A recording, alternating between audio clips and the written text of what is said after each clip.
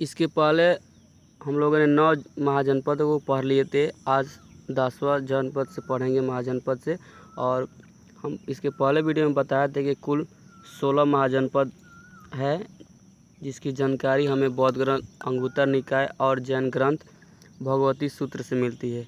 और इसका विकास लगभग 6ठी शताब्दी ईसा पूर्व में हुआ था, अर्थात 600 BC में हुआ था। तो आप ये याद रखिए, इसके पहले वीडियो में हम बता दिए हैं। यदि आप वो वीडियो नहीं देखे हैं तो उसका डिस्क्रिप्शन में लिंक दे रखा हूँ, वहाँ पे जाकर आप देख सकते हैं। चलिए देखिए, अगला महाजनपद है चेदी।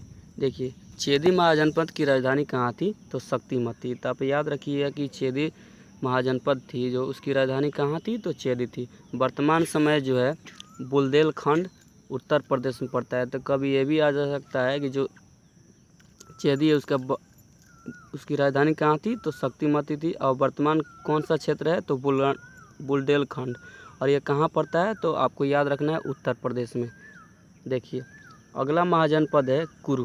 देखिए, कुरु का जो क्षेत्र था यह आधुनिक दिल्ली क्षेत्र था, जो कि अब वर्तमान समय मेरठ हरियाणा में पड़ता है। तो आप याद रखिए, कुरु का क्षेत्र कहाँ पड़ता है? तो दिल्ली या मेरठ या हरियाणा का क्षेत्र पड़ता है। और इसकी राजधानी क्या है?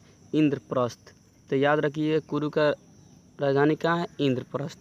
चलिए आगे बढ़ते हैं। मत्स्य। देखिए, ये मत्स्य महाजनपद था, इसकी राजधानी विराटनगर थी। तो याद रखिए कि मत्स्य की राजधानी कहाँ थी? तो विराटनगर। अब वर्तमान समय जो है जयपुर, जो कि राजस्थान में है।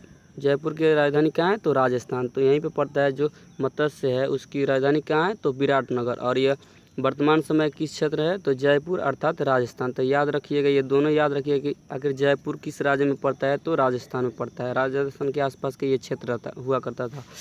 चलिए अब अगला बढ़ते हैं 13वां महाजनपद के बारे में। देखिए, कंपोज की राजधानी कहाँ थी?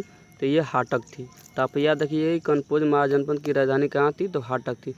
वर्तमान समय में राजौली हजारा का क्षेत्र पड़ता है, जो कि उत्तर प्रदेश में है।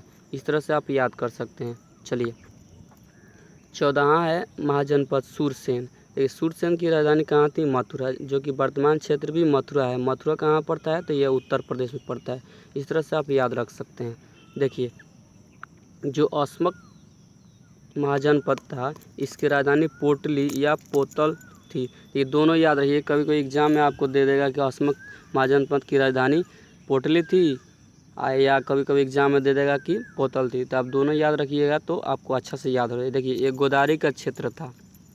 अरे याद रखिएगा कि एक ऐसे प्रश्न पूछता है एग्जाम में कि वो कौन सा महाजनपद था जो दक्षिण भारत में पड़ता था? तो यही अस्मक जो महाजनपद था वो दक्षिण भारत में पड़ता था, जिसकी राजधानी पोटली या पोतल थी।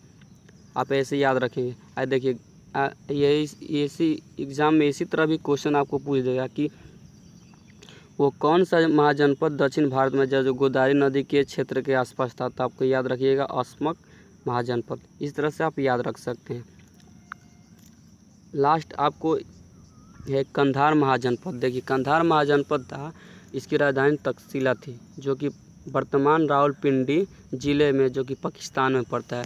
तो आप ऐसे याद रखिएगा कि वो कौन सा क्षेत्र है। आपसे प्रश्न में पूछेगा कि महाजनपद वो कौन सा महाजनपद है जो भारत से बाहर है? तो आपको याद रखना है कंधार। वर्तमान क्षेत्र इसका कहाँ है? तो रावलपिंडी पाकिस्तान में है। और इसकी राजधानी कहाँ है? तो तक्षशिला। इस तरह से आप 16 महाजनपद को याद कर सकते हैं। और इसका मैं PDF डिस्क्रिप्शन में लिंक डाल दूंगा, वहाँ से आप डाउनलोडिंग कर सकते हैं।